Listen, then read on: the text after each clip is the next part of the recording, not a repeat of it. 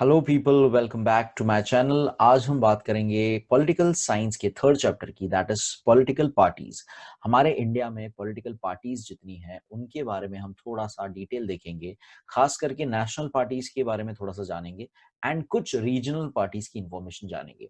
अब सबसे पहले तो आपको ये बात समझनी चाहिए कि आप पहले तो सेकेंड चैप्टर अगर आपने नहीं देखा है तो वो आप देखिए, ताकि आपको थोड़ा आइडिया मिले कि हमारे यहाँ पे कैसे ये पूरा इलेक्शन सिस्टम जो चलता है उसमें पॉलिटिकल पार्टीज इंपॉर्टेंट क्यों है, उसमें पॉलिटिकल पार्टीज का रोल इंपॉर्टेंट क्यों हो जाता है। तो ये लॉजिक यहाँ पे आपको समझना है। ओके, सो हमारे यहाँ पे anyone can form a political party and individual can also form a political party, provided वो कितना पॉपुलर है अपने एरिया में, वो कितना लोगों के लिए उसने काम किया है एंड कितना वो जेन्यूनली इन्वॉल्व है काम में, जिससे सोशल वर्क में, जिससे वो एक पार्टी बनाता है। एंड इलेक्शन कमीशन को, जो हमने ये सारी चीजें हमने सेकेंड चैप्टर में देखी थी, इलेक्शन कमीशन को अप्लाई करता है और उस बेसिस पे इलेक्शन लड़ता है। पॉलिटिकल पार्टीज का मेन मुद्दा ये होता है कि इलेक्शन में पार्टिसिपेट करना एंड उनके जीतने के बाद, इलेक्शन में जीतने के बाद पावर उनके पास जो आती है उसके बेसिस पे जो उन्होंने अपनी कैंपेन्स में वादा किया था लोगों को, या जो उनके आइडियोलॉजीज थे, जो उनका सोच है, जो वो चाहते हैं चेंजेस लाना अपने लोगों के बीच में, जिनके सपोर्ट के थ्रू वो एक पार्टी जीती है करके, उनके लिए जो उनके व्यूज थे उसको अमल करना, उसको रियल में अप्लाई करना, उसको प्रैक्टिकली फॉलो करना। तो ये एक पूरा ओवरऑल लॉजिक है पॉलिटिकल पार्टीज का। India, it is a vast country. जितना सिंपल और हमें इजी लगता है ये सारी चीजें, वो नहीं है। बहुत ही कॉम्प्लेक्स पूरा ये चीज है। And given the diversity of India, हमारे यहाँ पे इतना डाइवर्सिटी है, दैट इज द डिफरेंस। हमारे यहाँ पे अलग अलग, we have got different religions, we have got different reasons, we have got different languages. So ये अलग पूरी मेंटालिटी, इतने अलग अलग लोगों को साथ में लेके चलना is not quite a easy task. ये कोई आसान बात नहीं है। एंड इसीलिए डिफरेंट आइडियोलॉजीज को लेके different people come forward, different उनके डिमांड्स होते हैं, वो उनकी सोच होती है। सो एक ये सब को साथ में लेके ये हम चल रहे हैं। सो हमारा जो गवर्नमेंट वर्किंग सिस्टम है, हमारा जो डेमोक्रेसी है, which is the biggest democracy in the world, ये बहुत ही इंटरेस्टिंग, बहुत ही कॉम्प्लेक्स एंड बहुत ही एक यूनिक सिस्टम है जो हम चला रहे हैं। It is not a easy task to run such a democracy. So let's just dive into the chapter. Let me share the textbook with you guys. And अगर आपने अभी तक मेरे चैनल को सब्सक्राइब नहीं किया, जल्दी से सब्सक्राइब कर लीजिए। बहुत सारे बेहतरीन वीडियोस एंड एसएससी के सारे ऑलमोस्ट मैंने वीडियोस बनाए हैं। And this is the third chapter of political science, that is civics. And history का हमने 7 चैप्टर्स कवर कर लिए हैं, उसके सिर्फ हमारे 2 चैप्टर्स बाकी है अभी। एंड इसके भी एक रिड्यूस हो चुका है चैप्टर। तो इसमें ये चैप्टर के बाद एक और चैप्टर बाकी रहेगा हमारा। So let's just start political parties, third chapter. In the last chapter we studied the working of constitution and election procedure. तो हमने लास्ट चैप्टर में देख लिया था कि कॉन्स्टिट्यूशन कैसे काम करता है एंड इलेक्शन प्रोसीजर क्या है। Political parties are a link that connects common people, democracy, representation and elections. तो उसी में भी हमने बात की थी, तभी भी मैंने बताया था और तब ये कहा था मैंने कि अब यानी कि थर्ड चैप्टर जब हम करेंगे तब ये सारी बातें करेंगे। सो आज वो दिन आ गया है ये सारी बातें करने का कि कैसे पॉलिटिकल पार्टीज लिंक है लोगों के बीच में, डेमोक्रेसी को ग्राउंड लेवल से लेके टॉप लेवल तक लेके जाने में, और पूरा ये जो सिस्टम है हमारा, कॉन्स्टिट्यूशन को साथ लेके चलना और गवर्नमेंट चलाना और एक एक कंट्री रन करना, टू एडमिनिस्टर अ कंट्री, ये जो पूरा है कॉम्प्लेक्स पार्ट, ये कैसे चलता है वो इस चैप्टर में थोड़ा सा हम झलक देखेंगे कि पॉलिटिकल पार्टीज का क्या रोल है। Okay, whatever we read and hear about political parties, politics is related to the political parties. Political parties exist in all democratic systems. In fact, political parties compete with each other only in a democracy. In this chapter, we will study the political party system in India. तो यहाँ कह रहे एकदम simple सा कि हर democratic nation में, democracy system में political parties होती है। यही पॉलिटिकल पार्टीज आपस में compete करती है, कंपटीशन करती है, आपस में इलेक्शन लड़ती है कि कौन पावर में आएगा, कौन मैक्सिमम मेजॉरिटी लेकर लोगों की मेजॉरिटी से जीतेगा और पावर में आएगा। ये हम इंडिया में पॉलिटिकल पार्टी सिस्टम पढ़ने वाले हैं। In your school and the surroundings you must have seen some groups, institutions, organization working to achieve some objective. Some organizations take initiative in resolving social problems. You may have read about the various movements and their work. Just as there are active groups, institutions, and movements, similarly, there are political parties who contest elections. तो अब ये compare कर रहे हैं, आपको बताने की कोशिश कर रहे हैं कि एक पॉलिटिकल पार्टी क्या होती है। ओके, सो सबसे पहले आपको समझना है कि हमने यहाँ पे कह रहे हैं कि कंपेयर करा रहे, हमारे आसपास हमने देखा होगा कोई ग्रुप ऑफ स्टूडेंट्स होगा या कोई ग्रुप ऑफ पीपल होगा जो पर्टिकुलर चीज, या एक नॉर्मल सोसाइटी की बात करो, हमारे सोसाइटी में भी एक इलेक्शंस होते हैं, एंड सोसाइटी में भी एक चेयरपर्सन होता है, सेक्रेटरी होता है, ट्रेजरर होता है। तो वो लोग मिलके अगर हमें कोई मुद्दा उठाना है, जैसे बिल्डिंग के बाहर का रोड ठीक करना है, बिल्डिंग के एरिया का, कॉम्प्लेक्स का कुछ कंक्रीट हिस्सा ठीक करना है, यानी जो भी डिसीजन लेने हैं, ये सारा वो पूरा कलेक्टिव एज अ ग्रुप मिलके काम करता है।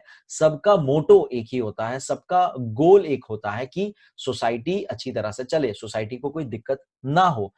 वैसा ही कुछ पॉलिटिकल पार्टीज होती है, बस ये नेशनल पूरे कंट्री लेवल का ये हम बात करेंगे। पॉलिटिकल पार्टीज की आती है, ये इलेक्शंस लड़ती है, ये compete करती है और लोगों का पॉइंट ऑफ व्यू, लोगों की भलाई के लिए वो काम करती है। Okay, so let's read ahead. Political parties are also kind of social organization. ये भी एक सोशल ऑर्गेनाइजेशन है जो सोसाइटी के लिए काम करती है, उसे सोशल, ये वर्ड सोशल यूज करना सीखो। ये सारी बातें मैं पहले भी बता चुका हूँ, सोशल, पॉलिटिकल, इकोनॉमिकल, ये सारे वर्ड्स से आप डील करने वाले हो in history and economics and politics this particular subject. तो ये वर्ड समझो, सोशल यानी रिलेटेड टू सोसाइटी, यानी कि लोगों से, बेसिकली लोगों से related. Okay, political parties are a kind of social organization, but there is a difference between political parties and other institutions and organizations in society. The difference is in the goals and style of working of political parties and other organizations. On this background, we can say that when people form organizations with the objective of achieving political power and participate in the electoral process, such organizations are called political party. तो अब ये कह रहे हैं कि थोड़ा difference क्या है, इंस्टीट्यूशन जो हमारे लोकल में काम करती है, ऑर्गेनाइजेशन जो हमारे लोकल में काम करती है, एंड पॉलिटिकल पार्टीज जो काम करती है। पॉलिटिकल पार्टीज इलेक्शन प्रोसेस में पार्ट लेती है, वो पॉलिटिकल पावर, उनके पास एक पावर आता है जो they exercise power over the state, over a particular area. Political parties thus can be described as a group of people who aim to contest elections, win elections, and get power and establish the government of their party. तो political party का ये अच्छा खासा definition एक तरह से हम बोल सकते हैं दिया हुआ है from this line. Political parties से लेके ये लास्ट की 4-5 लाइन है यहां तक, तो ये बता रहा है कि पॉलिटिकल पार्टीज को हम कैसे डिस्क्राइब कर सकते हैं। इट इज अ ग्रुप जो इलेक्शंस में पार्ट लेता है, जिनका मुद्दा होता है इलेक्शंस जीतना, पावर हासिल करना, और उसके बाद वो पावर से अपनी पार्टी को गवर्नमेंट फॉर्म करके लोगों की हेल्प करना। From the following are some important, let's थोड़ा सा ऊपर कर लेता हूँ। Following are the some important characteristics of political parties। तो क्या क्या characteristics है, यानी एक political party कैसी होती है, कैसे हम बोलेंगे कि yes this is a political party, तो उसकी क्या क्या बातें हैं, characters क्या है उसकी। So let's read। To be in power, तो सबसे important political party power में होनी चाहिए। Achieving power through elections is the main objective of political parties. Thus, different political parties compete with each other to get power. There is nothing wrong in this competition, but the competition should be fair. तो अब कह रहे कि सबसे important political party जो है अपने particular area अनुसार वो पावर में होनी चाहिए, वो इलेक्शंस जीतनी चाहिए, तब जाके वो पॉलिटिकल पार्टी कहलाएगी, वरना वो पॉलिटिकल पार्टी ही नहीं कहलाएगी। एंड कंपटीशन में कोई बुराई नहीं है, जहां तक कि वो फेयर मीन से हो, एकदम उसमें कोई मैल प्रैक्टिसेस ना हो, कोई गलत तरीके से नहीं जीता जाए। So there is nothing wrong in competition, ऐसा कह रहे हैं। सेकेंड कैरेक्टरिस्टिक्स है टू परस्यू एन आइडियोलॉजी। हर एक पॉलिटिकल पार्टी की एक आइडियोलॉजी होती है कि वो एक विजन लेके चलती है कि हम इस मुद्दे को उठाते हैं, हम इस चीज को सपोर्ट करते हैं, हम शेड्यूल ट्राइब्स को सपोर्ट करते हैं, हम लेबरर्स लोग को सपोर्ट करते हैं, हम पूरे एज अ ह्यूमैनिज्म पूरे सभी को साथ में इक्वालिटी को लेके चलना चाहते हैं। तो ये सबकी एक आइडियोलॉजी होती है, सबकी एक एक थिंकिंग होती है। तो उसके बारे में हम बात करेंगे। Every political party has some policies and world views. सबकी कुछ ना कुछ पॉलिसीज होती है और कुछ ना कुछ वर्ल्ड व्यूज, यानी कि आपको समझना है, यहाँ पे हर एक का एक पॉइंट ऑफ व्यू होता है। तो ये एज अ पार्टी क्या सोचती है दुनिया की चीजों के बारे में, अपने देश के हित के बारे में, तो इनके वर्ल्ड व्यूज उसे हम कहते हैं। तो इनके व्यूज क्या है, इनका पर्सपेक्टिव क्या है, इनकी सोच क्या है। Parties have a particular stand about social issues. तो जो सोशल इश्यूज है, जैसे कि जो हमारे यहाँ पे इश्यूज चल रहे, सोशल इश्यूज यानी अगेन देखो सोसाइटी से रिलेटेड इश्यूज जो सबको लागू होते हैं। तो सोशल इश्यूज के रिलेटेड इनके पॉइंट ऑफ व्यू क्या है। जैसे कि पहले जो सती वाला सिस्टम था, जो वुमेन्स को ट्रीटमेंट नहीं दिया जाता था, एजुकेशन नहीं दिया जाता था, ये सारी बातें जो होती थी, तो इस पे किसने मुद्दा उठाया, इस पे किसने लड़ा, इस पे किसने इसके बेसिस पे अपना प्रचार किया कि हम वुमेन को राइट्स दिलाएंगे, हम उनको इक्वल एजुकेशन देंगे, हम उनको equal opportunities of work environment देंगे, हम बैकवर्ड जो है SC ST जो है उनको हम सपोर्ट करेंगे, उनको हम आगे लाएंगे। तो ये जो सोशल इश्यूज है हमारे कंट्री के, उससे रिलेटेड पार्टीज का पॉइंट ऑफ व्यू क्या है, उसी को कहा जाता है ideology. These together make party ideology. The party who consider any specific party ideology as acceptable support that political party. Social support received by political party is called the mass base. तो ये term आपको याद रखना है, मास base क्या होता है। Basically ये कह रहे हैं कि जो पॉलिटिकल पार्टी होती है, उनकी आइडियोलॉजीज को जो मैक्सिमम लोग जो सपोर्ट करते हैं, वो जो सपोर्ट है उसे मास बेस कहा जाता है, उस पॉलिटिकल पार्टी का मास बेस कहा जाता है। यानी कि फॉर एग्जांपल अगर कोई पार्टी है और वो सपोर्ट करती है हिंदुत्व में एंड ब्रिंगिंग SC ST को इक्वालिटी में लाने में, वुमेन्स को इक्वालिटी लाने में, और मेरे पर्सनली भी यही व्यूज है अगर, तो मैं उस पार्टी को सपोर्ट करूंगा। तो मेरे जैसे और जितने लोग होंगे, हम लोग सब उस पर्टिकुलर पॉलिटिकल पार्टी के मास बेस कहलाएंगे। मास यानी पीपल होता है, ये मैं हिस्ट्री के चैप्टर में मास मीडिया के टाइम पढ़ा चुका हूं। Okay. In modern days, ideologies of all political parties appear to be similar. Hence, it has become difficult to differentiate between the parties on the basis of ideologies. तो अब ये कह रहे हैं कि आज के जमाने में सभी की आइडियोलॉजी इतनी सिमिलर हो गई है, इतनी एकदम से सेम नजर आती है कि बड़ा मुश्किल हो जाता है इनके बीच में डिफरेंशिएट करना, इनके बीच में फर्क ये करना कि कौन ज्यादा सही बात कर रहा है, कौन ज्यादा गलत बात कर रहा है। सो लेट्स रीड अहेड। थोड़ा सा जूम इन कर दिया, थोड़े से वर्ड्स मुझे दिक्कत हो रही थी देखने में। Okay, next character is to have a party agenda. तो एकदम सिंपल, जो आइडियोलॉजी है वही वो लोग जब बकायदा लिखित स्टेटमेंट्स के साथ आते हैं उसे एजेंडा कहा जाता है। Political parties prepare their parties agenda and on the basis of party ideology. तो यही मैंने बात आपको कही कि पार्टी की जो आइडियोलॉजी है उसी के बेस पे एजेंडा बनता है। They implement the agenda after they get political power. अब जब वो जीत जाते हैं, पहले क्या होता है, पहले जब वो इलेक्शंस लड़ते हैं तब वो अपने एजेंडा पे बात करते हैं कि हम ये सोशल इशू है, हम इस पे बात करेंगे, हम ये सुधार लाएंगे समाज में, हम ये करेंगे, हम वो करेंगे। ये सारी बातें वो करते हैं, अपना एजेंडा रखते हैं। जब वो जीत जाते हैं, it means when they are in power, तब अपना ये एजेंडा ये इंप्लीमेंट यानी उसको फॉलो कराना, उसको लागू कराना, उसको चलाना। तो ये अपना इंप्लीमेंटेशन ऑफ एजेंडा करते हैं after they win the elections.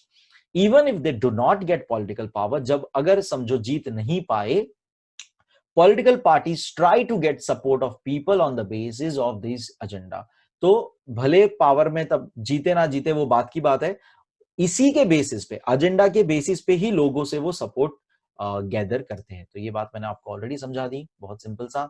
Next characteristics है टू एस्टैब्लिश अ गवर्नमेंट। तो ये सब करने के बाद करना क्या है, एक गवर्नमेंट फॉर्म करनी है, एक ऐसा system, government is a system जो पूरे कंट्री को रन करेगा, एक ऐसा सिस्टम जो पूरे हर एक बात को, financial conditions, economical conditions, social conditions, ये सारे मुद्दे लेकर साथ चलेगा। तो गवर्नमेंट फॉर्म करना उसे कहते हैं।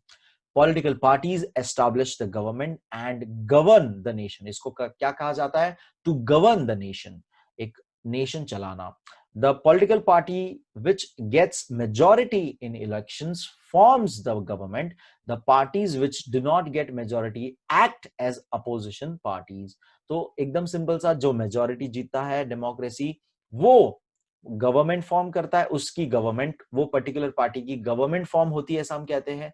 एंड बाकी के लोग जो होते हैं वो अपोजिशन पार्टीज के हो जाते। अपोजिशन यानी कि दो दो हाउसेस बैठते हैं, there is the winner party and the majority party, and पूरे बाकी लोग अपोजिशन कहलाते हैं, जो हर एक चीज मुद्दे पे डिस्कशन करेगी, डिबेट करेगी कि ये मुद्दा सही है या ये मुद्दा गलत है या जो भी है।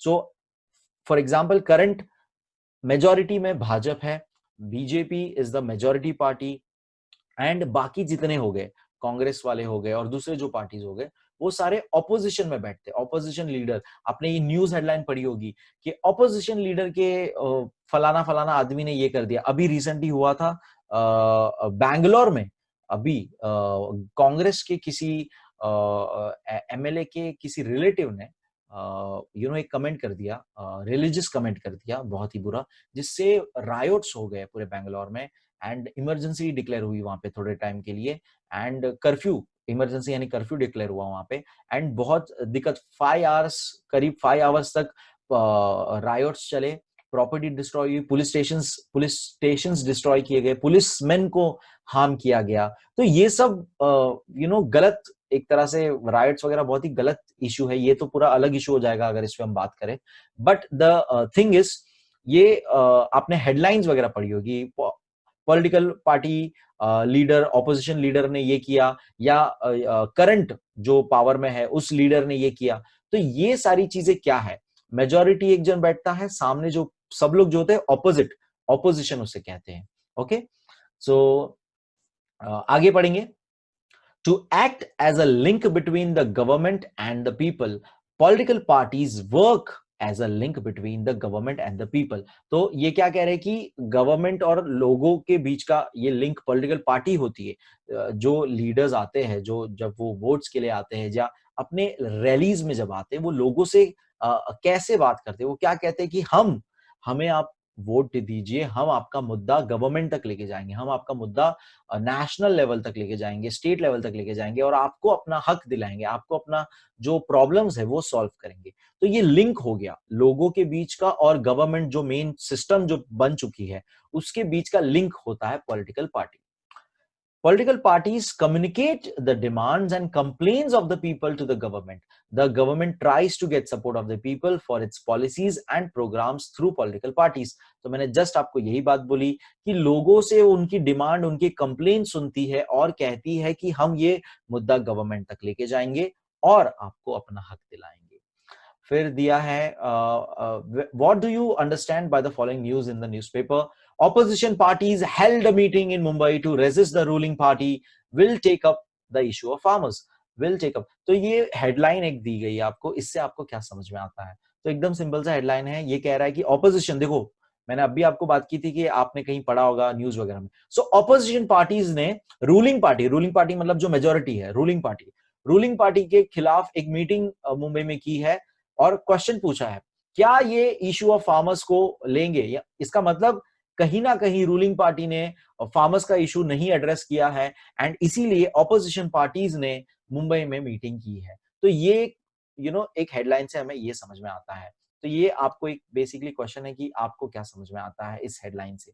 रूलिंग पार्टी, सेकेंड हेडलाइन है, रूलिंग पार्टी ऑर्गेनाइज्ड संवाद यात्रा इन रूरल एरियाज। सो अब रूलिंग पार्टी जो है संवाद यानी बातचीत, कन्वर्सेशन यात्रा यानी बेसिकली यात्रा लेके निकल रहे हैं हम सबसे बात करने। सो रूलिंग पार्टी ने एक रूरल एरिया में ऑर्गेनाइज किया ताकि वो लोगों से कम्युनिकेट कर सके, लोगों से बातचीत कर सके, उनके पर्सनल लेवल पे जाके, उनके ग्राउंड लेवल पे जाके उनसे पर्सनली मिलके बात करके उनकी प्रॉब्लम्स जान सके, उनकी जो एरिया में कंप्लेन्स है या जो भी इश्यूज है वो सॉल्व कर सके।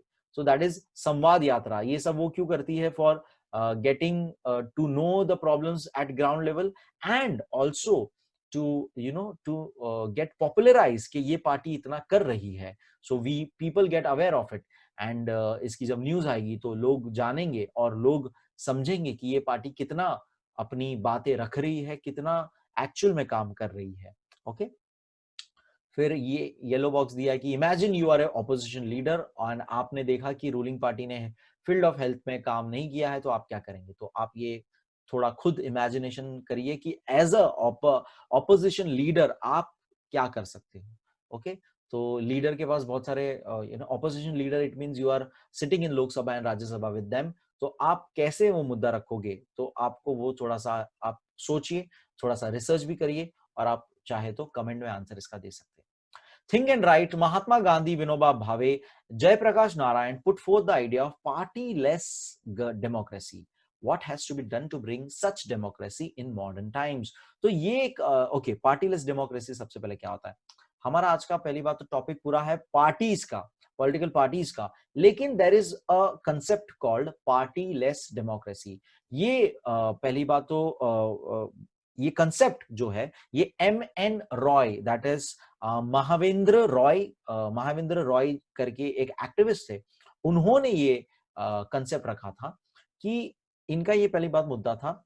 ये पहली बात उन्होंने कम्युनिस्ट पार्टी से बिलोंग करते थे पहले, बट बाद में इनका पॉइंट ऑफ व्यू चेंज हो गए एंड इनका मानना था कि पार्टीज जो है वो बाद में बहुत ही ज्यादा पावर के पीछे ज्यादा पागल होती है एंड वो मेन मुद्दा भूल जाती है कि उन्हें सोशल वर्क करना है, उन्हें समाज सेवा करनी है, ये भूल जाती है। पावर के पीछे इतना पागल, ये हम देखते ही आते हैं, मूवीज में हमने देखी है, रियल में हमने देखी है। तो ये सारी चीजें ना हो उसके लिए ये कंसेप्ट आया था, एक थॉट आया था कि पार्टीलेस यानी पार्टीलेस डेमोक्रेसी कैसी होगी। तो सबसे पहले तो इसके लिए समझना है इट मींस ये डायरेक्ट डेमोक्रेसी होगी, यानी लोग ही डायरेक्ट डिसीजन ले रहे कलेक्टिवली। लेकिन ये पॉइंट ऑफ व्यू नहीं चल पाया क्योंकि बहुत ही टफ है ये चीज करना।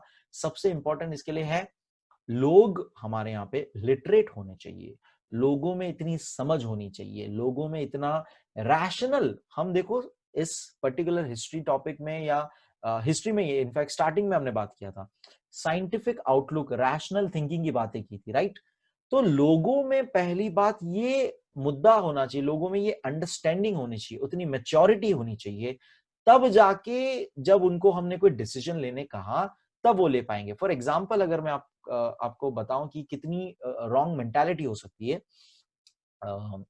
बिग बॉस शो सबको पता होगा। बिग बॉस शो में जब उनको कोई टास्क दिया जाता है या उन्हें कुछ सिलेक्शन करना होता है लीडर वगैरह, तो आप देखते हो कितने झगड़े होते हैं क्योंकि सबकी थिंकिंग अलग अलग है, सबकी रैशनैलिटी नहीं है। कोई इरेशनल बिहेवियर कर रहा है, कोई खाना फेंक देता है, कोई झगड़े करता है, कोई चीजें तोड़ने लग जाता है। तो ये चीज आपको समझनी है कि अगर लोगों के हाथ में दे दिया हमने पार्टीलेस डेमोक्रेसी तो बहुत दिक्कत हो सकती है, बहुत ज्यादा प्रॉब्लम हो सकता है क्योंकि हमारे यहाँ पे पहली बात 100% लिटरेसी नहीं है। उसके अंदर भी जस्ट बिकॉज आपके पास डिग्री है इट डजंट मीन कि आप एक रैशनल पर्सन हो, आप एक smart, mature, scientific outlook, broad minded person हो, ये गारंटी नहीं है just because you have a degree. तो ये मुद्दा जो है मैच्योरिटी का, वो मोरल्स का, एथिक्स का, ये सारी चीज हर एक के अंदर होना चाहिए। तो पार्टीलेस डेमोक्रेसी का जो सिनेरियो है it is an ideal situation. Ideal situation यानी कि ये सिर्फ थियरी में अच्छी लगती है, इमेजिनेशन में अच्छी लगती है, प्रैक्टिकल होना बहुत मुश्किल है, पॉसिबल होना बहुत मुश्किल है। तो इसके ऊपर आप थोड़े से अपने व्यूज बताइए, आप थोड़ा सा रिसर्च करिए। महात्मा गांधी, विनोबा भावे का क्या रिलेशन था? विनोबा भावे जी आचार्य विनोबा भावे के नाम से भी जाने जाते हैं एंड महात्मा गांधी के बहुत ही स्ट्रॉन्ग फॉलोअर थे। इन्होंने अपनी डिग्रीज एंड सर्टिफिकेट्स फेंक दिए थे, जला दिए थे महात्मा गांधी के लेटर्स एंड उनकी बातें पढ़ के। एंड ब्रिटिश इरा के टाइम की बात है ये। एंड महात्मा गांधी जी के साथ जुड़ गए थे और बहुत ही नॉन वायलेंस को सपोर्ट करते हुए बहुत ही आश्रम वगैरह इन्होंने ओपन किए थे, लोगों के साथ डील किया था। सो ये सारा थोड़ा सा आप चीजें रिसर्च करिए, आप थोड़ा सा गेट इनटू इट। आप जब उसमें टॉपिक में घुसोगे तब ज्यादा इंटरेस्ट आपको खुद आएगा। Okay, so that is for you. Continuing the chapter, changing nature of political party systems in India. अब हमारे यहाँ पे कैसे पॉलिटिकल पार्टी का नेचर चेंज होते जाता है धीरे धीरे।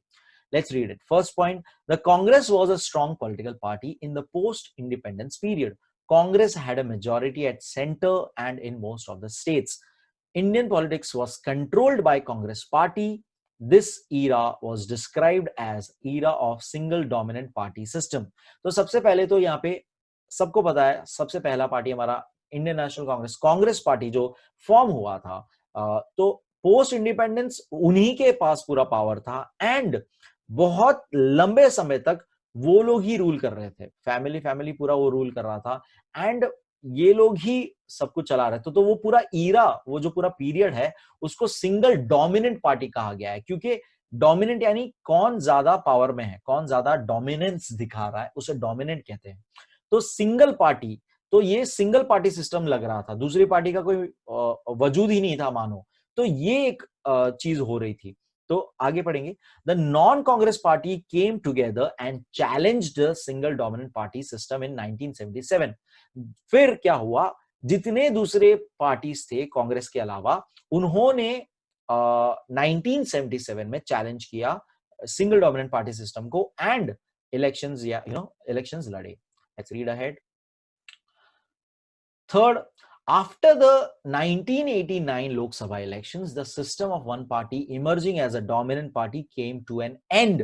Since then, different parties begin to come together to form coalition government. Okay, तो अब पहले तो ये इतना थोड़ा समझते हैं।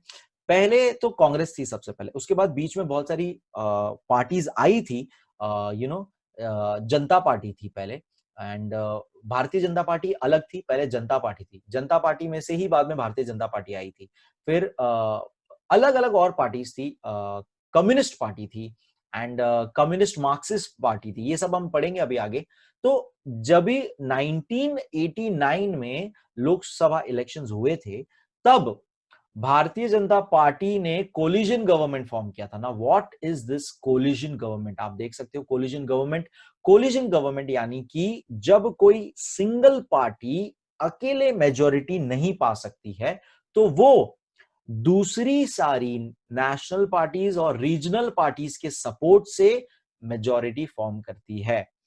ऐसे फॉर्म करके उन्होंने कांग्रेस को हराया था एंड कोलिजन गवर्नमेंट पहली बार काम में आई थी, पहली बार फॉर्म हुई थी, जिसके अंदर भारतीय जनता पार्टी साथ में दूसरे बहुत सारे रीजनल पार्टीज, शिवसेना और दूसरे बहुत सारे पार्टीज जो है, उन्होंने मिलके मेजॉरिटी फॉर्म की थी। सो माना जाता था कोलिजन गवर्नमेंट ऐसा नहीं होता था और ये चीज बहुत ही मुश्किल है ऐसी गवर्नमेंट फॉर्म करना, ऐसी क्योंकि इसमें देखो पॉलिटिकल पार्टी अलग अलग है, उन्होंने मिलकर ये पार्टी बनाई है, यानी सबके व्यूज अलग होंगे। इनफैक्ट 1998 इलेक्शंस की अगर मैं बात करूं, लोकसभा इलेक्शंस की बात करूं, जब अटल बिहारी वाजपेयी जी थे एंड उन्होंने कोलिजन गवर्नमेंट फॉर्म की थी, जिसके अंदर AIADMK, that is all India Anna Dravida मुनेरका खाजिगम, ये नाम की एक पार्टी है, वो हम इसके बारे में हम नीचे पढ़ेंगे अभी थोड़ा सा। सो ये रीजनल पार्टी थी तमिलनाडु की। ये सब मिलके इन्होंने कोलिजन गवर्नमेंट फॉर्म की थी, लेकिन after some time with in a year only इन्होंने अपना सपोर्ट खींच लिया था, सपोर्ट पीछे बैकअप हो गए थे, बैकआउट हो गए थे एंड फिर से री इलेक्शंस हुए थे एंड फिर से री इलेक्शंस हुए, तब तक और बहुत सारी रीजनल पार्टीज आ चुकी थी एंड फिर वापस से भारतीय जनता पार्टी ही इलेक्शंस जीती थी। सो 1998 से 2004 तक फिर वापस से इन्होंने रूल किया था पूरा। सो ये कोलिजन फॉर्म ऑफ गवर्नमेंट पहली बार ये ऐसा हुआ था एंड ये इस तरह से एक नया सिस्टम चालू हो गया कि कहां एक सिंगल डोमिनेंट पार्टी थी, फिर दो पार्टीज आ गई और फिर अब दूसरी जो छोटी छोटी पार्टीज थी वो लोग भी मेजोरिटी के साथ किसी को भी सपोर्ट कर सकती है। इलेक्शंस में इंडिविजुअली पार्टिसिपेट करते हैं, ये लोग इंडिविजुअली पार्टिसिपेट करते हैं। सीट्स जीतने के बाद दे सिलेक्ट अ साइड, या तो देयर आर मेन कांग्रेस है और भाजपा है, मेन नेशनल पार्टीज यही है। तो दूसरी सब पार्टीज क्या करती है, सीट्स जीतने के बाद दे गो टू वन और द अदर, तो ऐसे करके ये कोलिजन गवर्नमेंट फॉर्म करती है।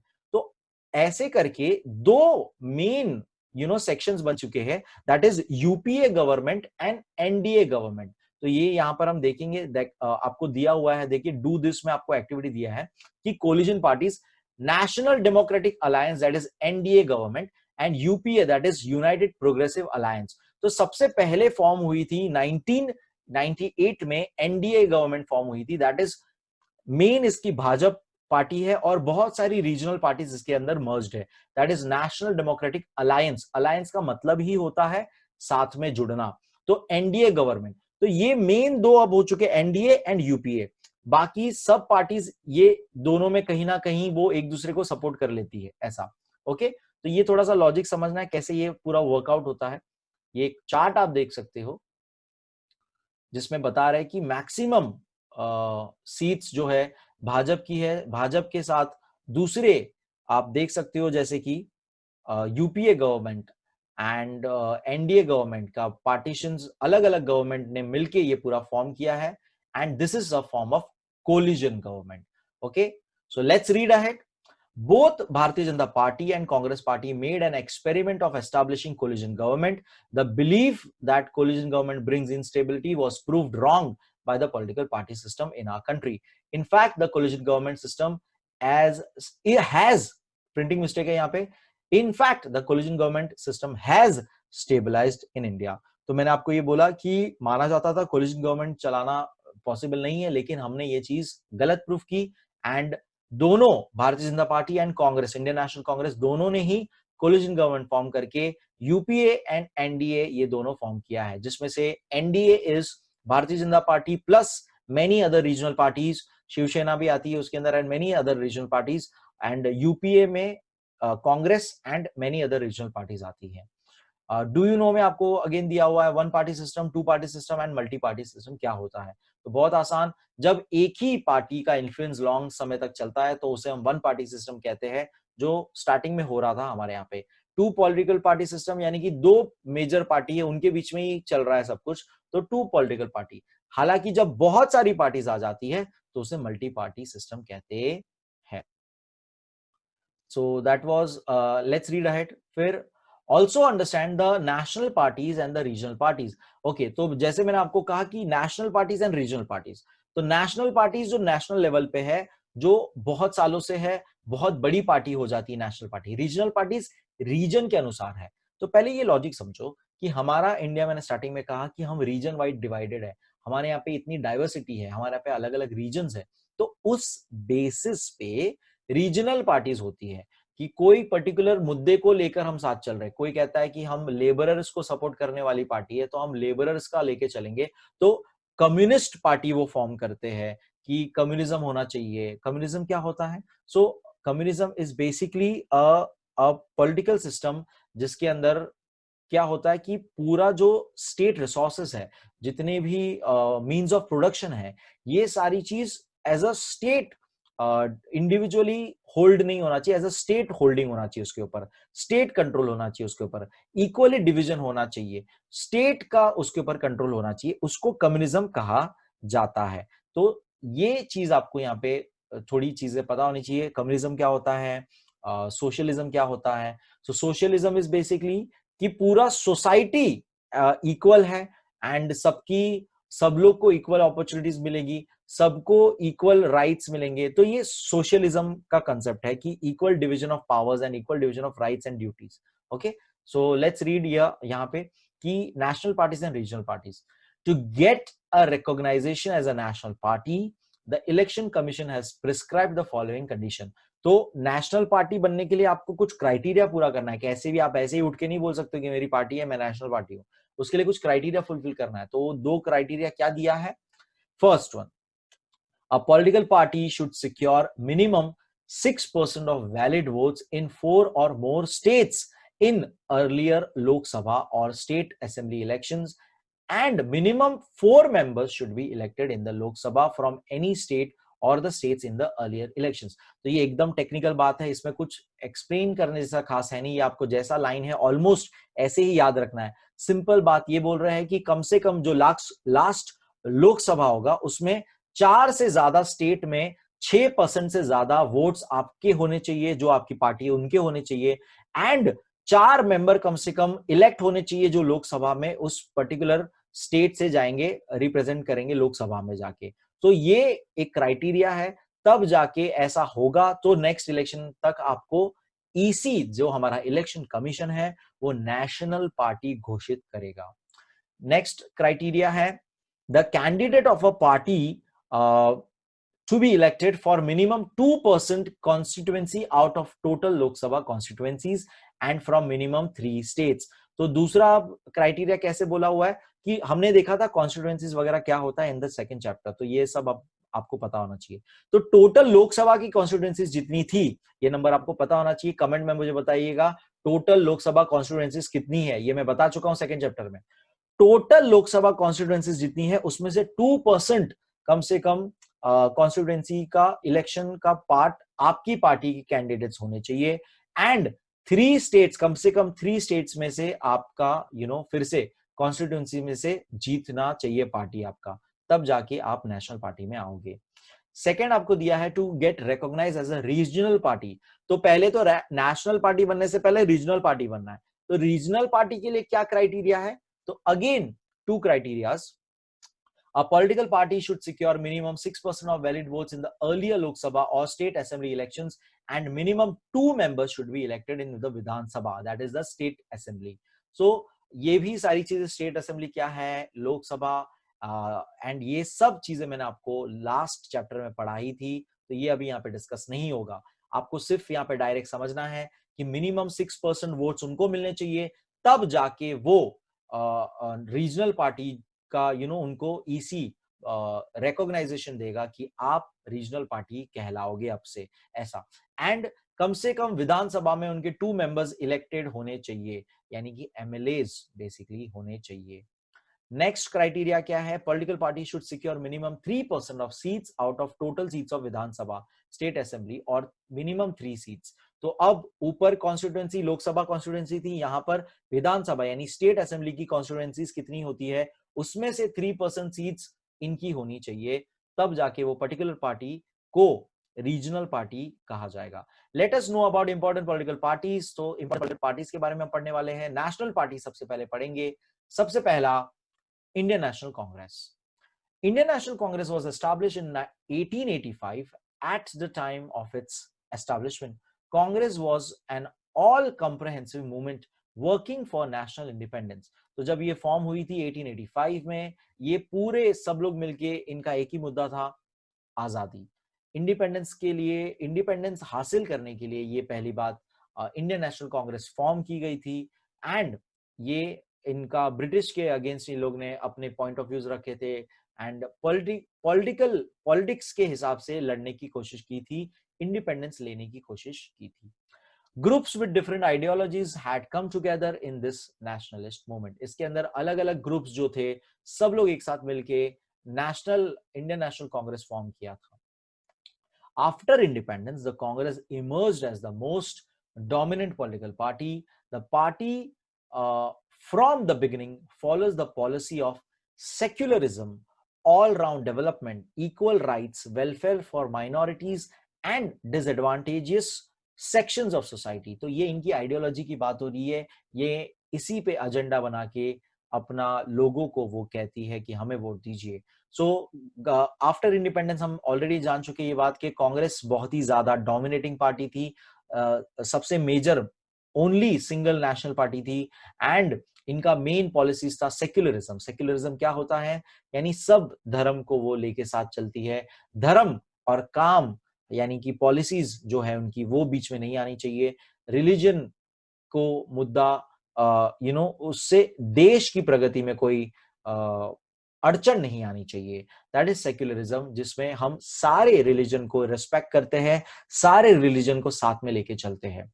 ऑल राउंड डेवलपमेंट मतलब अगेन वही हो गया, हर तरफ का, हर चीज का साथ में डेवलपमेंट किया जाएगा, पॉलिटिकली, इकोनॉमिकली, फाइनेंशियली, हर चीज को देखा जाएगा।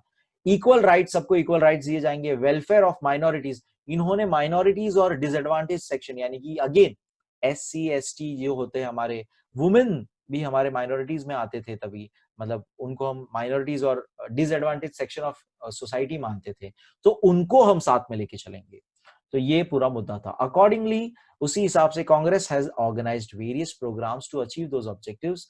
The party believes in democratic socialism, social equality and international peace. तो ये अगेन इनका एजेंडा, इनका विजन बता रहा है कि डेमोक्रेटिक सोशलिज्म, सोशलिज्म मतलब मैं आपको ऑलरेडी बता चुका हूं, इनका मानना है सारे लोग इक्वल है, सभी लोग को equal rights, equal power division किया जाएगा एंड सबको इक्वली ट्रीट किया जाएगा, दैट इज सोशलिज्म।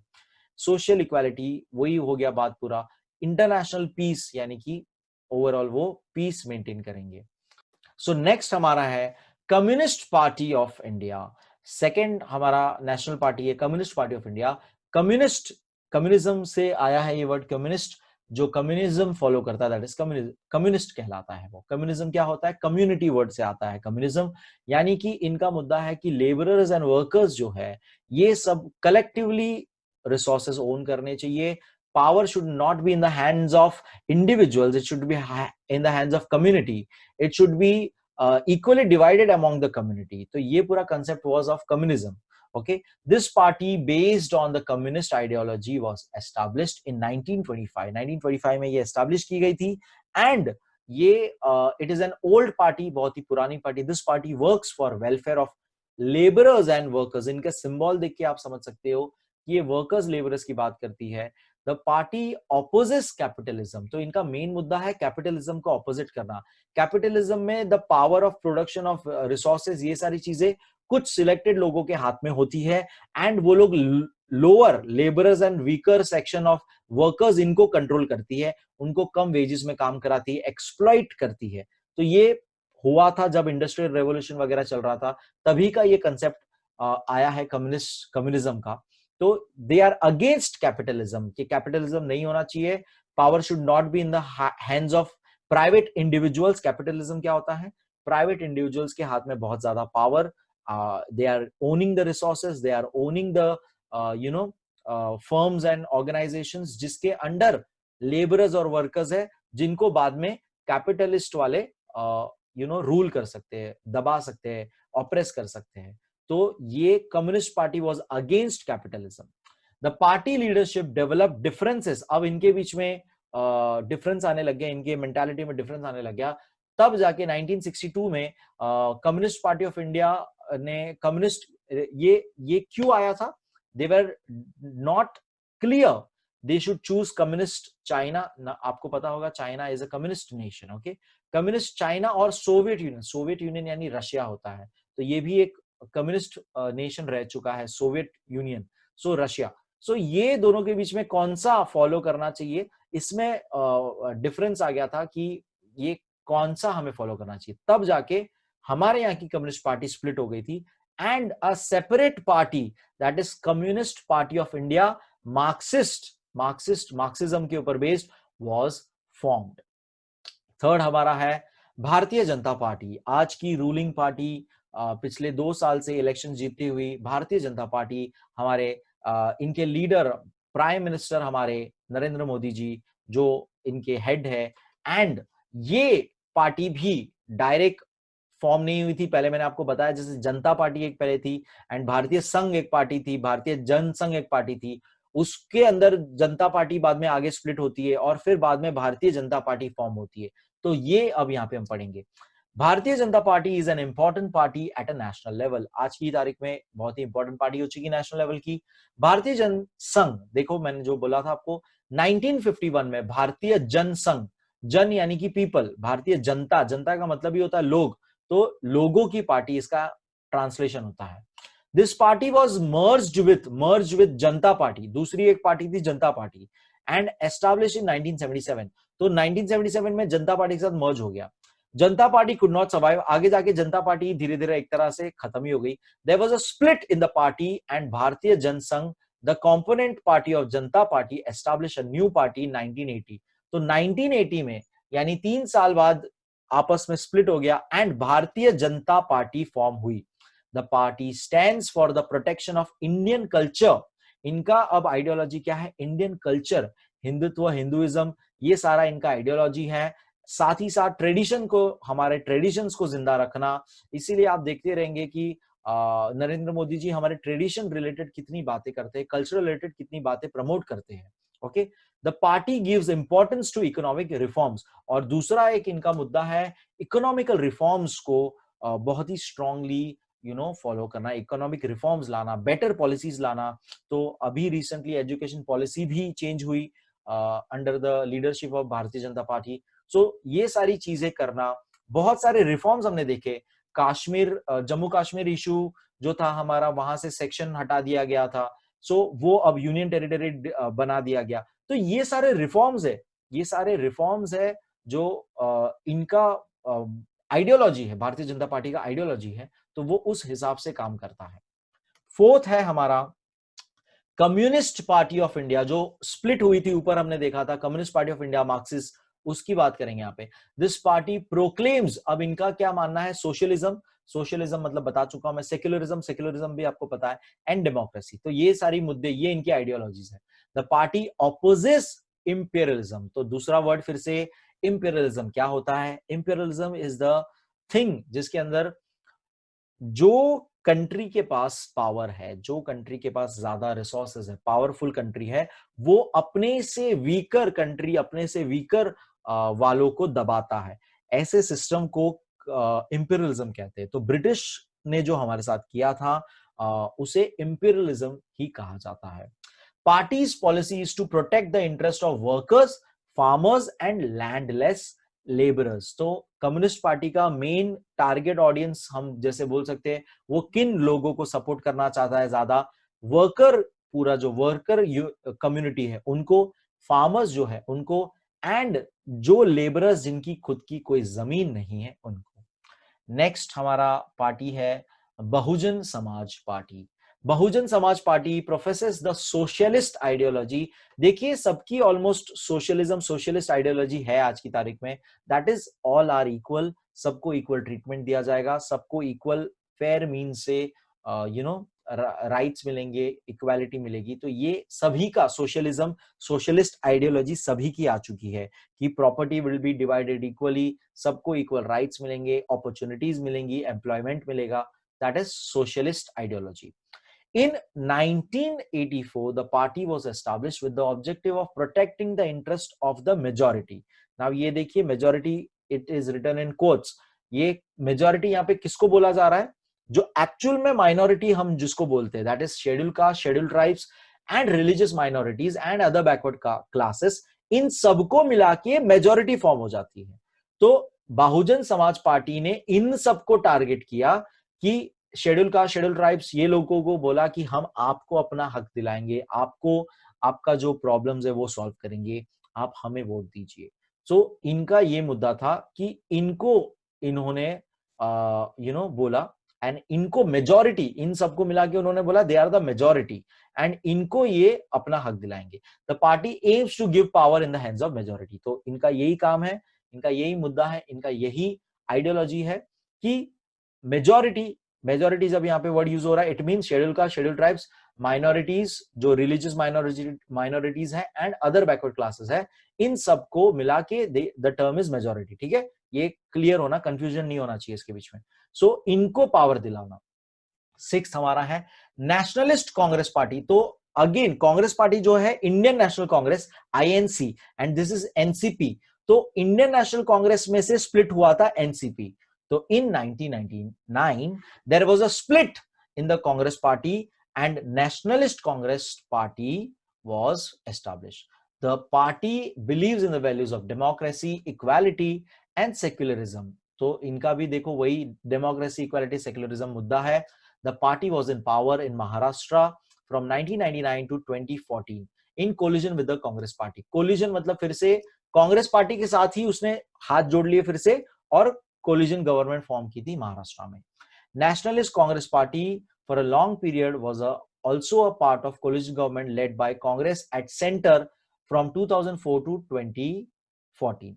तो जब कांग्रेस सेंटर में रूल कर रही थी, मेन यानी कि सेंट्रल गवर्नमेंट थी, तभी भी ये साथ में एज अ कोलिजन पार्टी का हिस्सा थी। यानी कि हमारा यूपीए एनडीए जो था, तो यूपीए में नेशनलिस्ट कांग्रेस पार्टी के साथ दैट इज एनसीपीए और Indian Congress that is Indian national Congress, ये लोग साथ में हैं। जैसे भाजपा के साथ मैंने बोला था शिवसेना है एंड दूसरी बहुत सारी पार्टी है, वैसे इंडियन नेशनल कांग्रेस के साथ एनसीपी साथ में कोलिजन गवर्नमेंट फॉर्म करती है।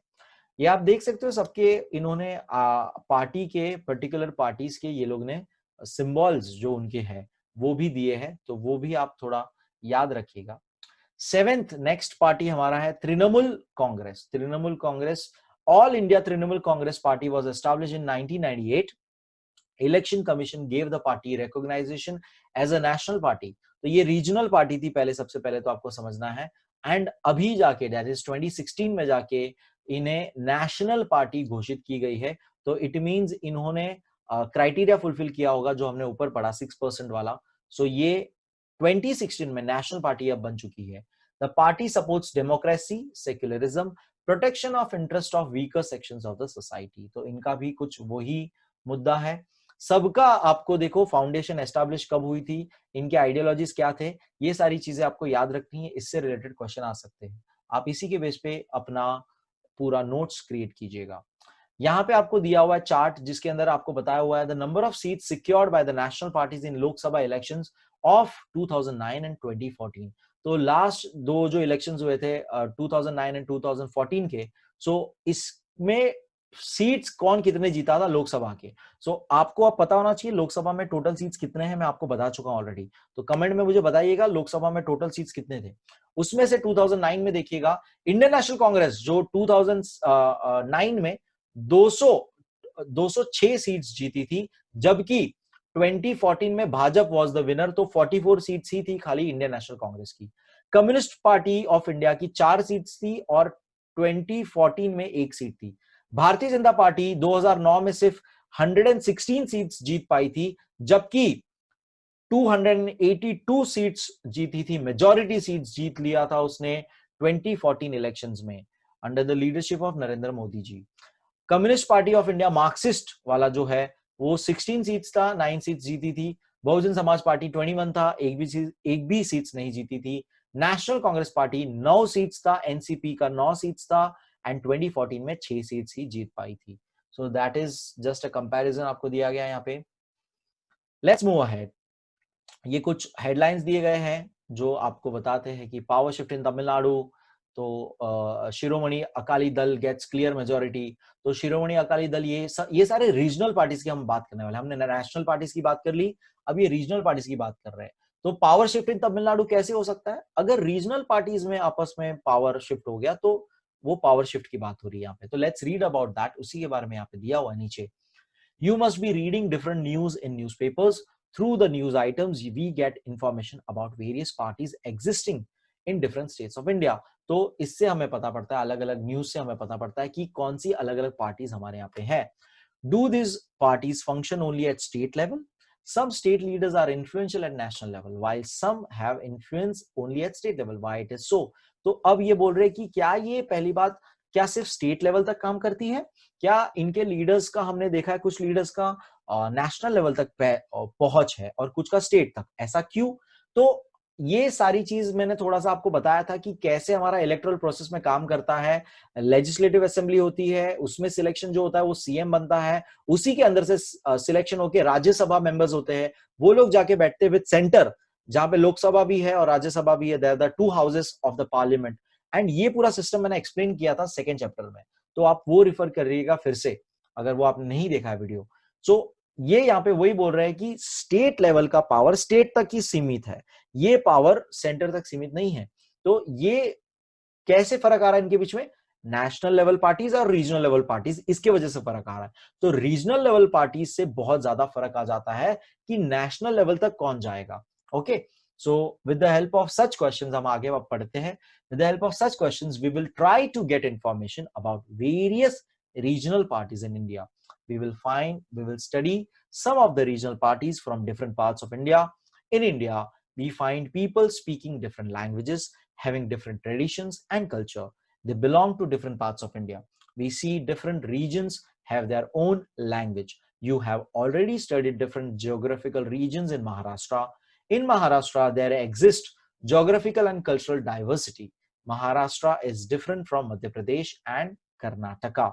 तो यहाँ पे पूरे पैराग्राफ में वही मुद्दा बोला है जो मैं ऑलरेडी आपको बोल चुका हूं कि इंडिया के अंदर हमारे इतने डाइवर्सिटी है, इतने सेक्शंस ऑफ है, पार्ट्स है, अलग अलग बेस्ड ऑन रीजन्स, लैंग्वेजेस, हमारे रिलीजन, हमारा कल्चर, ये इतनी डाइवर्सिटी है, इसके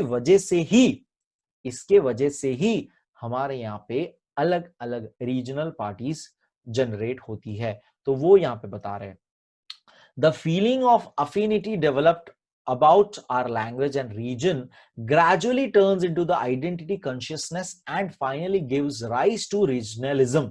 तो अब कह रहे हैं कि जो हमें फीलिंग ऑफ अफिनिटी डेवलप, यानी कि हमारे अंदर हम जो रिकॉग्नाइज करने लगते हैं कि हमें अपनी लैंग्वेज, हमारे रीजन, हमारा कल्चर, हमें कितना प्यार है उससे, उससे एक हमारे अंदर एक आइडेंटिटी आ जाती है। जैसे फॉर एग्जांपल अगर हम बोले तो शिवसेना जो है महाराष्ट्र में मराठी ही प्रमोट करेगी, या मराठी पीपल की अगर हम बात करें महाराष्ट्र में तो they will always promote Marathi. वो मराठी में ही बात करेंगे आपसे, अगर आपको नहीं आती तो भी वो मराठी में बात करेंगे, क्योंकि उनका वो अपना कल्चर नहीं छोड़ेंगे। तो ये एक बहुत प्यारी चीज है कि अपने कल्चर को प्रमोट करना। सो ये चीज जो है, इसी से अगर ये एक्सट्रीम चला जाता है तो रीजनलिज्म एक फॉर्म हो जाता है कि मेरा रीजन मेरे हिसाब से, मेरे रीजन में मेरे हिसाब से होना चाहिए, मेरा कल्चर फॉलो होना चाहिए, मेरी लैंग्वेज, मेरी बातें फॉलो होनी चाहिए। तो ये रीजनलिज्म एक आ जाता है हमारे अंदर। हम उसके लिए एक प्राउड फीलिंग भी रखते हैं और हम एक ईगो भी कैरी करते हैं कि हम यहां से बिलोंग करते हैं, हम पर्टिकुलर रीजन से बिलोंग करते हैं। People start thinking primarily about the interest and development of their own region. तो यही बात मैं बोल रहा था कि लोग फिर अपने ही रीजन के बारे में, डेवलपमेंट ऑफ अपने रीजन के बारे में ही सोचने लगते हैं, वो दूसरे के बारे में सोचते नहीं है। They start feeling proud of their language, literature, tradition, history of social reforms, educational and cultural movements, and this gives rise to the development of linguistic identity. तो ये बात मैं ऑलरेडी आपको बता चुका हूं कि ये अपनी जो रीजन है, अपना जो लैंग्वेज है, स्पेसिफिकली अपनी जो हिस्ट्री है, उसके ऊपर वो बहुत प्राउड फील करने लगते हैं एंड ये एक अलग आइडेंटिटी फॉर्म हो जाती है, रीजनल आइडेंटिटी डेवलप हो जाती है in the minds of the people. And वो लोग सिर्फ अपने ही रीजन का डेवलपमेंट सोचते हैं, अपने ही लोगों को एम्प्लॉयमेंट देने का सोचते हैं। फॉर एग्जाम्पल मनसे, जो एक मनसे करके एक पार्टी थी जो आज की तारीख में इनका कोई अभी सीट्स वगैरह कुछ भी नहीं है, बहुत ही बुरी तरह से हार गई थी। इट्स अ रीजनल पार्टी मनसे, राज ठाकरे जी की पार्टी है मेरे ख्याल से, if I am not wrong. तो मनसे पार्टी जो एमएनएस बोलते हैं मनसे, वो जो कहते थे कि यूपी वालों को यहाँ से निकालो, महाराष्ट्र में महाराष्ट्रन लोग को ही जॉब मिलनी चाहिए।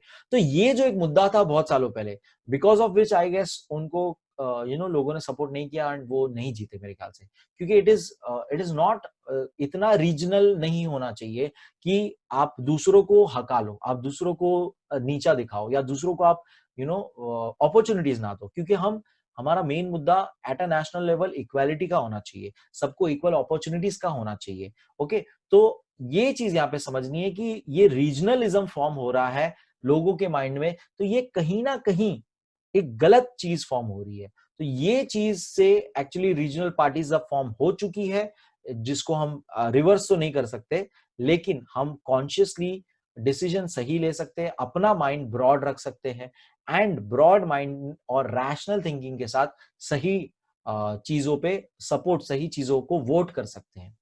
When regional Okay. When linguistic, regional, and cultural and other identities get connected, regional consciousness emerges as a stronger feeling. Sometimes it gives rise to independent political parties or a pressure group और movements. तो ये बहुत फर्क है political party बनाना और pressure group. Pressure group क्या होता है कि वो तुमको फोर्स कर रहा है, नहीं नहीं मराठी में ही बात करने का, नहीं नहीं यही करने का, नहीं नहीं हमको ही होना चाहिए। तो ये फोर्स, प्रेशर ग्रुप अलग चीज होती है। ओके, तो ये चीजें नहीं होनी चाहिए। पॉलिटिकल पार्टी फॉर्म करके आप अपने रीजन को प्रमोट थोड़ा कर रहे हो, that's a different part, okay.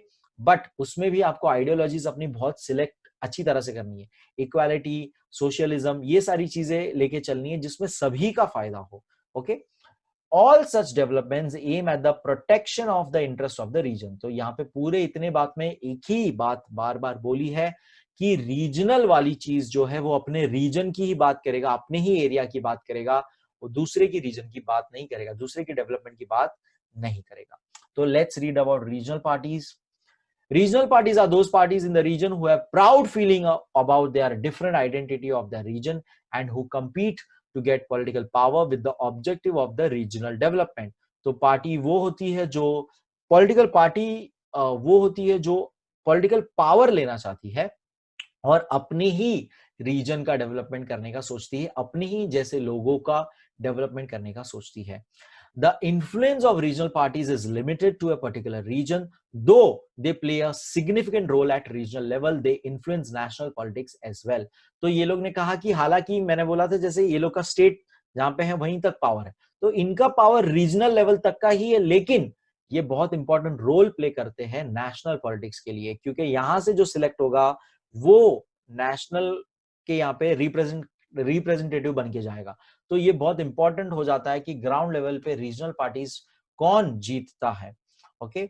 So let's read ahead. Regional parties give preference to the resolution of regional problems for the development of region. They demand more autonomy and authority. Though they cooperate with federal government, they try to protect their autonomy. तो autonomy क्या होता है? Autonomy यानी खुद के हाथ में control होना, खुद के हाथ में कितना पावर होना।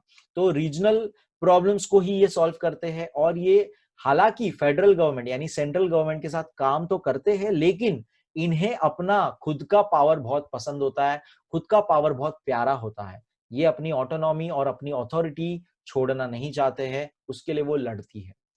Regional parties make several demands such as regional problems should be resolved at regional level, political power should be in the hands of the people from region, residents of the region should get preferences to the administration and jobs.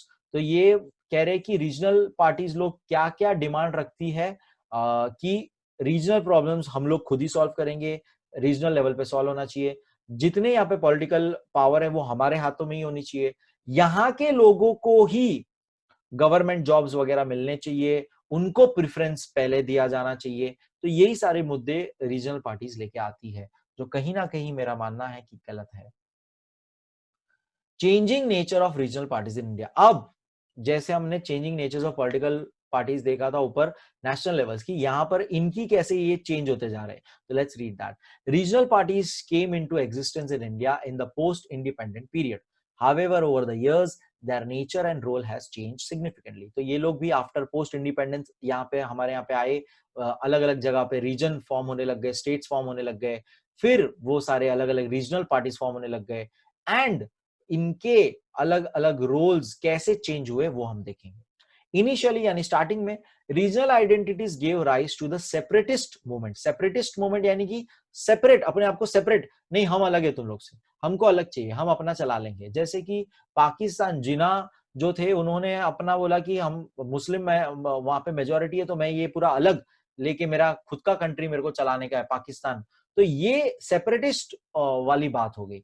तो regionalism का starting का इनका concept था, separatist movement लेके आए, जैसे खालिस्तान का and द्रविडिस्तान का मूवमेंट लेके आए। Khalistan is the Khalsa, basically Punjab के सिख का कम्युनिटी, सिख कम्युनिटी जो है उनका ये मुद्दा था, खालिस्तान हमें चाहिए, मतलब सिख मेजोरिटी जहां पे वो पूरा अलग से एक स्टेट होना चाहिए जिसपे आप लोग रूल नहीं करोगे, हम अपना खुद से रूल करेंगे, सब कुछ करेंगे। तो खालिस्तान मूवमेंट हुआ था, जो कि ऑब्वियसली बात है फ्लॉप फेल हो गया करके वो मूवमेंट। फिर द्रविडिस्तान, द्रविड मैंने पहले के एक दो चैप्टर्स में बताया था शायद हिस्ट्री के, Dravidians are the original people of the India, Dravidians are the south, south की तरफ द्रविडियंस कहे जाते हैं।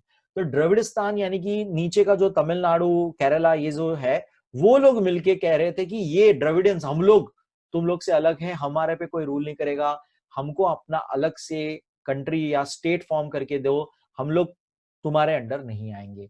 तो स्टार्टिंग में इनके ऐसे मुद्दे थे, ये ऐसी चीज पे लड़ते थे विद द गवर्नमेंट, जो कि सीधी सी बात है नहीं हुआ। So let's just read it. The demands of independent Khalistan, Dravidistan were made with the objective of parting from the Indian Federation and exist as an independent state. Regional parties from Punjab, Tamil Nadu, Jammu Kashmir have made such demands. तो मैं already आपको ये बात बता चुका हूँ. Next read करेंगे. The demands of regional parties gradually change. अब इनकी डिमांड चेंज होगी. सीधी सी बात है, जब ये सेपरेटिस्ट मूवमेंट, सेपरेटिस्ट नेचर इनका काम नहीं किया, तो अब इनका जो डिमांड है वो चेंज हो रहा है. Instead of independent state they started demanding let's more autonomy. अब इन्होंने मोर एटोनॉमी मतलब ये कह रहे थे अब हमें पावर चाहिए, हमारा स्टेट है, हम यहाँ पे मेजोरिटी, हम लोगों को रूल करते हैं, हमें ज्यादा पावर चाहिए. This was the second stage in the development of regional parties. This stage began in 1990. तो 1990 तक इन्होंने ऐसा ज्यादा पावर मांगने लग गए, तो स्टेट गवर्नमेंट को ज्यादा पावर मिलना चाहिए, ऐसा इनका मुद्दा है. The regional parties, third point पढ़ेंगे. The regional parties demanded that for the development of region, people from region should get power at state and national level. For example Shiv Sena, Telugu Desam etcetera. तो जैसे कि मैं ऑलरेडी आपको कह चुका हूं कि शिवसेना और ये लोग जो रीजनल पार्टीज हैं हमारे यहाँ पे, महाराष्ट्र की रीजनल पार्टी शिवसेना है, and Telugu Desam I guess ये साउथ साइड की रीजनल पार्टी है. तो ये लोग का मुद्दा क्या था कि अब यहाँ के लोगों का रिप्रेजेंटेशन आना चाहिए स्टेट और नेशनल लेवल तक का, हम लोग से वहां तक जाने चाहिए. तो ये इनका मुद्दा था अगेन कि डेवलपमेंट ऑफ रीजन हमारे लोगों का हम देखेंगे, हमें ऑटोनॉमी दो और हमारे लोग रिप्रेजेंट करेंगे वहां पे आके स्टेट और नेशनल लेवल पे आके. फोर्थ है the development of regional parties in north east shows a different trend. अच्छा, अब ये पूरा हमने साउथ यानी महाराष्ट्र साउथ यहाँ का बात किया. अब ऊपर की तरफ अलग तरीके, साउथ नॉर्थ ईस्ट तरफ कुछ अलग तरीके से ट्रेंड चल रहा है. They give up their demand of separatism. इन्होंने सेपरेटिज्म का डिमांड छोड़ दिया एंड ऑटोनॉमी का डिमांड भी छोड़ दिया, जैसे कि नीचे वालों ने भी किया. The regional parties of north east are now entering in mainstream national politics. ये लोग अब नेशनल पॉलिटिक्स के अंदर घुसते जा रहे हैं, यानी मेन स्ट्रीम यानी कि मेन नेशनल लेवल पे आते जा रहे हैं. In short we can say that the role of regional parties in India has passed through various phases. तो ये phases अलग अलग हो गए, separatism, autonomy, now entering to mainstream politics. So यही लिखा है यहाँ पे, from separatism to autonomy and now towards entry into the mainstream national politics. Coalition politics is one of the consequence of they are increasing influence in the national politics. तो coalition government का system जब से आया, तब से regional parties का दबदबा बढ़ गया, उनका पावर एक तरह से बढ़ गया, क्योंकि अब उनको भी कामकाज मिल गया.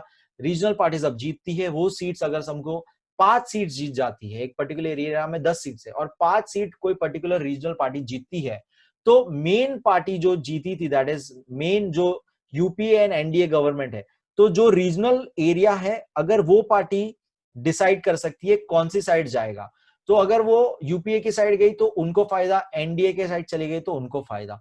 तो ये पॉलिटिक्स में बहुत ज्यादा कोलिजन फॉर्म होने में, ये सारी चीज में बहुत ज्यादा पॉलिटिकल पावर का डिस्ट्रीब्यूशन हो जाता है एंड एक कॉम्प्लेक्स सिस्टम पूरा जनरेट होता है. In India, we have many regional parties. It is not possible to know all such parties in the chapter. We will study some parties as representative of India's East, West, North and South regions. तो east west north south region के हिसाब से हमें 4 parties नीचे दी गई है. सबसे पहले महाराष्ट्र की शिवसेना में, जो मैं आपको स्टार्टिंग से बताया जा रहा हूं, main political party in Maharashtra establish in 1966. इनका ऑब्जेक्टिव था मराठी पीपल को राइट दो, मराठी को प्रमोट करो एंड लोग दूसरे रीजन के लोगों को रोको, resistance to people from other regions, दूसरे रीजन के लोगों को महाराष्ट्र में आने से रोको. In 1995 it entered in coalition. तो देखो कोलिजन यानी फिर से मर्ज हो गई भाजपा के साथ. तो भाजपा इज ए नेशनल, हमारे यहाँ पे हम जब मतलब मैंने जितनी बार वोटिंग किया है, सो हम लोग अगर हमें भाजपा को वोट करना है, वी वोट शिवसेना, क्योंकि शिवसेना रिप्रेजेंट्स भाजपा. तो ये कोलिजन मतलब आपको समझना है, इनके वोट साथ में हो जाते हैं. In shares powers with Bhajpa in Maharashtra since 2014. तो शिवसेना और भाजपा का कोलिजन था. अभी रिसेंटली 2019 में, ये बुक पुराना हो चुका है फिलहाल, तो 2019 में 2019 तक इनका साथ में था, लेकिन इन्होंने शिवसेना ने एंड मोमेंट पे जीतने के बाद भाजपा से काइंड ऑफ धोखाधड़ी काइंड ऑफ बोल सकते हैं हम, उन्होंने खुद से गवर्नमेंट फॉर्म कर लिया एंड अभी जाके हमारे यहाँ पे महाराष्ट्र में शिवसेना का रूल चल रहा है फॉर, यानी उनका सीएम यानी उद्धव ठाकरे जी शिवसेना के जो लीडर है फिलहाल के, वो चल रहे हैं यहाँ पे। तो भाजपा के साथ वो कोलिजन में थी, लेकिन अभी फिलहाल नहीं है, एट प्रेजेंट नहीं है। सेकेंड, शिरोमणि अकाली दल, तो ये टुवर्ड्स द नॉर्थ का रीजनल पार्टी है पंजाब का। Establish in 1920, a prominent regional party in Punjab, objective of cultivating religious and regional identity. तो इनका मेन था रिलीजियस चीज को आगे लेके बढ़ो and regional identity, again regional identity लोगों को दो। Assumes power in Punjab for many years, इन्होंने, इनका भी पंजाब में काफी सालों से पावर है। दूसरा थोड़ा और, Jammu Kashmir national conference, it is the main regional party in Kashmir, established in 1932.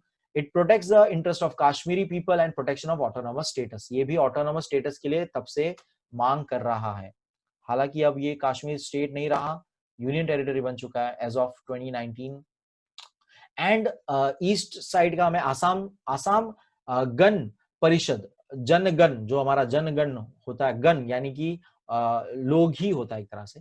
So Assam Gana Parishad agreement was signed, Assam agreement के जब साइन हुआ था। सो आसाम एग्रीमेंट क्या है? Assam agreement is basically, Assam में जितनी प्रॉब्लम्स हो रहे थे, आसाम में प्रॉब्लम्स बहुत थे बिकॉज वहां से बंगाल से बहुत सारे जो है बांग्लादेश बेसिकली, वहां से इमिग्रेंट्स वहां से आ जाते हैं, हमारे यहाँ पे ये प्रॉब्लम है। तो बॉर्डर क्रॉस करके आ जाते हैं एंड बहुत सारे प्रॉब्लम्स हो जाते हैं, जॉब्स में बोलो या रहने में बोलो। तो आसाम में बहुत सारे ऐसे प्रॉब्लम्स है, ट्राइबल ग्रुप्स है वहां पे बहुत सारे। तो ये सारे प्रॉब्लम्स हो रहे थे, जिसमें एक आसाम एग्रीमेंट साइन किया गया था, जिसके अंदर इनको ये थोड़े पावर्स दिए गए थे एंड जिसमें ये प्रमोट करने की बात की गई थी, आसाम के कल्चर, आसाम के ट्रेडिशन, आसाम के लिंग्विस्टिक को हम संभालेंगे, उसको प्रोटेक्ट करेंगे।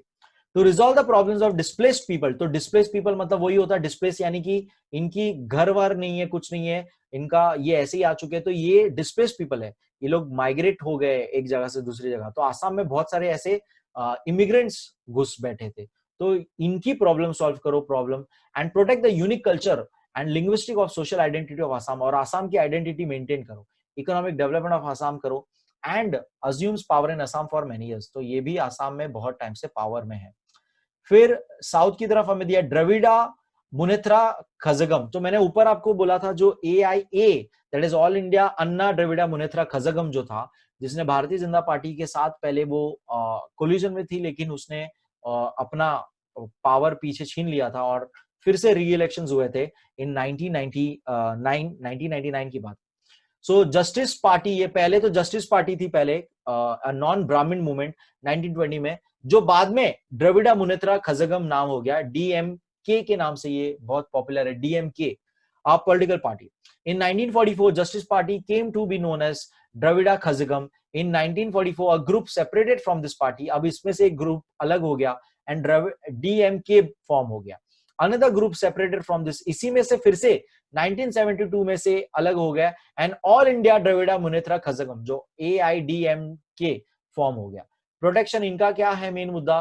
तमिल आइडेंटिटी को प्रोटेक्ट करना. कोलिजन गवर्नमेंट के साथ ये सेंटर में थी, तो मैंने कहा भाजपा के साथ जब ये कोलिजन में थी तो भाजपा जब जब रूल करती थी तब ये भी रूल करती थी. The party has support from voters of all sections of society. It was in power for a long period and implemented many policies. तो ये भी एक वहां की स्ट्रॉन्ग पार्टी है. In India, we have many regional parties in every state and as influence of state politics. The following chart shows the performance of regional parties in Maharashtra in the elections of 2009 and 2004. तो हमने ऊपर एक national level का देखा, अब regional level यानी कि महाराष्ट्र यानी स्टेट लेवल पे विधानसभा जो होते हैं इलेक्शंस, स्टेट असेंबली इलेक्शंस जिसको हम बोल सकते हैं, वहां पे रीजनल पार्टीज जो कम्पीट करती उनका क्या है. तो देखिए 2009 में शिवसेना का 44 सीट्स था, 2014 में 63 सीट्स हो गया. महाराष्ट्र नवनिर्माण सेना जो मैं बोल रहा था, MNS जो मनसे जो मैंने कहा था आपको, तो महाराष्ट्र नवनिर्माण सेना उसका फुल फॉर्म है. 13 सीट्स था, 2014 में सिर्फ एक सीट मिला. अभी तो इस बार के लास्ट इलेक्शन में तो उनको कुछ मिला ही नहीं. पीसेंट्स एंड वर्कर्स पार्टी है हमारे यहाँ पे एक और महाराष्ट्र में, 4 सीट्स था, 3 सीट्स मिला. रिपब्लिकन पार्टी ऑफ इंडिया बहुजन जिनको महासंघ भी कहा जाता है, तो एक सीट था, एक सीट मिला। रिपब्लिक पार्टी ऑफ इंडिया कोई भी सीट्स नहीं। समाजवादी पार्टी का 4 सीट्स था 2009 में, एक ही सीट मिला उनको। बहुजन विकास अघाड़ी 2 सीट्स था, 3 सीट्स मिला इनको। राष्ट्रीय समाज पक्ष 1 सीट था, 1 सीट मिला। ऑल इंडिया मजलिस-ए इत्तेहादुल्ला मुसलमीन, तो ये मुस्लिम नाम से ही पता पड़ रहा है, मुस्लिम पार्टी है। ओके, एस्ट्रिक दिया, एस्ट्रिक मतलब 2009 में ये पार्टी नहीं थी, उसके बाद ये पार्टी रीजनल पार्टी फॉर्म हुई है, तो 2 सीट्स मिली उसको 2014 में। जन सुरज्य शक्ति, तो ये 2009 में थी, अभी उसको कोई सीट्स नहीं थी। लोक संग्रह में 1 सीट थी, अभी कोई सीट्स नहीं थी लास्ट। स्वाभिमानी पार्टी 1 सीट थी, बाद में 2014 में कोई सीट्स नहीं थी। तो ये अलग अलग रीजनल पार्टीज है इतनी सारी महाराष्ट्र में, और उनके सीट्स बताए गए हैं, उन्होंने कितनी सीट्स जीती। And that was about the regional parties and national parties. I guess the chapter has ended. In this chapter, we took a review of national regional political parties in India. In this next chapter, we will try to understand the importance of social movements in our life. So that was the chapter, third chapter. Hope आपको मजा आया, hope आपको समझ में आया। बहुत ही detailed है ये सारी चीजें, लेकिन यहाँ पे हमने समझो सिर्फ एक लेयर ही पढ़ा है इस चीज का। आप लोग नोट्स बनाइएगा पार्टीज के ऊपर। कमेंट्स में मुझे बताइए कितनी टोटल नेशनल पार्टीज है, कितनी टोटल रीजनल पार्टीज है, एंड टेल मी भाजपा कब फाउंड हुई थी, कांग्रेस कब एस्टैब्लिश हुई थी, रीजनल पार्टीज में टेल मी शिवसेना कब फॉर्म हुई थी, एंड दूसरा कोई regional party tell me Assam की रीजनल पार्टी कब फॉर्म हुई थी। तो ये मुझे आप कमेंट सेक्शन में आंसर करिए। अगर आपने चैप्टर अच्छे से ध्यान दिया तो आप ये आंसर जरूर कर पाएंगे। एंड दूसरे क्वेश्चन जो मैंने पूछे थे, लोकसभा में कितने कॉन्स्टिट्यूएंसीज थे, वो सारी चीजें भी मुझे कमेंट सेक्शन में बताइए। Thank you so much. Like the video, share the video, subscribe to the channel अगर अब तक आपने सब्सक्राइब नहीं किया है। Keep learning, keep sharing, keep smiling guys. Bye, take care.